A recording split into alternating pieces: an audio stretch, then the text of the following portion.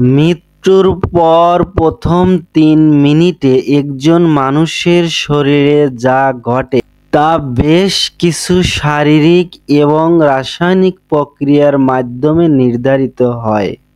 যখন একজন মানুষের হৃদস্পন্দন এবং শ্বাস-প্রশ্বাস পুরোপুরি বন্ধ হয়ে যায়, তখনই তাকে চিকিৎসাগতভাবে মৃত্যু বলে ঘোষণা করা হয়। তবে এই ঘোষণার পরেও শরীর এবং মস্তিষ্কের কিছু কার্যকলাপ চলতে থাকে। মৃত্যুর প্রথম ৩ মিনিটেই মানবদেহে কিছু তাৎক্ষণিক পরিবর্তন দেখা যায়। হৃৎপিণ্ড কাজ করা বন্ধ করে দেওয়ায় শরীরের বিভিন্ন কোষে অক্সিজেনের সরবরাহ থেমে যায়। অক্সিজেনের অভাবে কোষে অ্যাডিনোসিন ট্রাইফসফেট